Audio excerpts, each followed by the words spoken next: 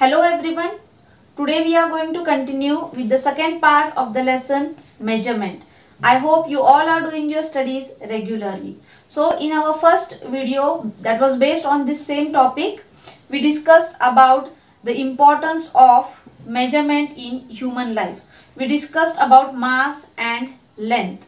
Today we are going to discuss about capacity, time and temperature.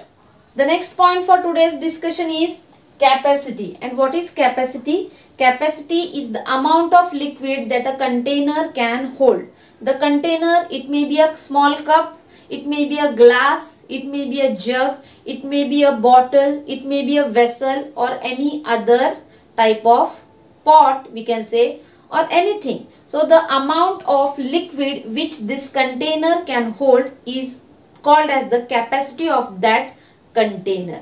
So students, liquids, mostly as I told you, these liquids like milk, maybe juice, water, kerosene, petrol, all the liquid things, all the things which are available in liquid state, they can be measured in this form. So the units for measuring liquids are kiloliter, liter and milliliter. Kiloliter, in short it is written KL. Liter, it is written as L, a capital L. And milliliter, it is written as ML. As per the need, it is these units are used. Suppose you go to a petrol pump and you want to fill your vehicle with petrol. So we buy the petrol in liters, right? We buy the petrol in liter form. Milk, if it is greater than 1 liter, we call it liter, 2 liters, 3 liters. If it is less than a liter, we call it in milliliter, maybe 100 milliliter, 200 milliliter, 300 milliliter. So 1 kiloliter is equal to 1000 liters. So the unit kiloliter is mostly used in the tankers which carry milk from the village to the milk processing companies. In those tankers only the unit of kiloliter is used because it is a very greater quantity. The next is 1 liter is equal to 1000 milliliter. So 1 liter, we are very much aware of this because we buy the milk packets which belong to 1 liter. So also we buy oil bottles, 1 liter bottle, we buy 5 liters of cans of oils, right? So liters are used for measuring the capacity which are lesser in quantity. Okay, and as I told you, the amount of a liquid that can be holded by the container, it is called as the capacity. And if you buy milk from some milkman, you might have seen the weighing machines. We can't say it a weighing machine, but they are having some jars which are some some containers are 200 ml. So a little greater container, it is 500 ml.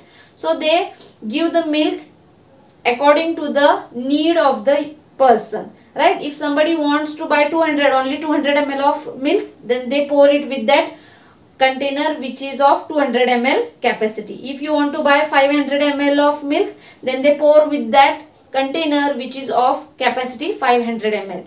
So you can see it in your textbook also. The containers are shown, various containers which are used for measuring the liquids are shown in your textbook. Okay, so this was about the capacity. So students, now let us move on to the next point, that is time. Time, it is measured in the form of seconds, minutes and hours, and the equipment which is used to measure time is called as a clock. At homes we have the wall clocks. In the hands, or we can say on the wrist, we wear the wrist watch. Also a digital watch can be seen at public places like railway stations, bus stops, then at airports. Also in some of the hospitals you can see these digital watches. So the standard unit for measuring time is second, and the abbreviation, the small form to write a second is small s, and the other units which are used to tell about time are hour and minutes. And students, the clock or the watch which you have at your home, or the clock, small watch, wristwatch which you tie on your wrist, they have 3 hands. And the short hand, the hand which is short in length, it reads about the hours, so it is also called as the hour hand. And the long hand, the hand of the clock which is long in length, it is the minute hand because it reads minutes. And the thin hand, it reads about the seconds, and so it is called as second hand. And one more important thing is, when we are speaking about the time, then let us see how are the units. So 1 day is having 24 hours, and 1 hour has 60 minutes, and 1 minute is having 60 seconds in it. So 1 day has 24 hours, then 1 hour has 60 minutes, and 1 minute it has 60 seconds in it. The next measuring unit is temperature. So what is temperature? Temperature is the measure of hotness or coldness of an object. Maybe it is a human body or any liquid. If you want to measure the temperature, you need some equipment. So what is that equipment? The equipment is called as thermometer. So the units for measuring temperature are 2.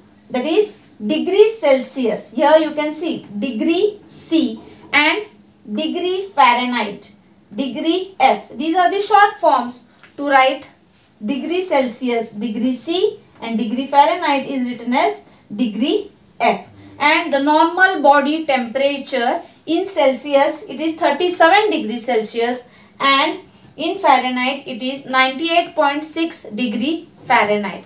And the temperature, it is measured with the help of a thermometer. And you might have seen the thermometers near the doctors, that is in the hospitals. Here you can see a thermometer.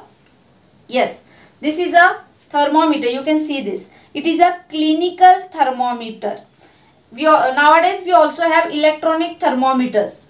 This thermometer is having mercury in it, which helps us to know the temperature of human body or any other liquid of which you want to count the temperature. So clinical, this is a clinical thermometer, and electronic thermometer, it shows the temperature of a human body or any other liquid when you just put it into. Okay. So this was the lesson about measurement. We did see the various units that are used for measuring mass, then measuring length, measuring of capacity, measuring of time, and measuring of temperature as well.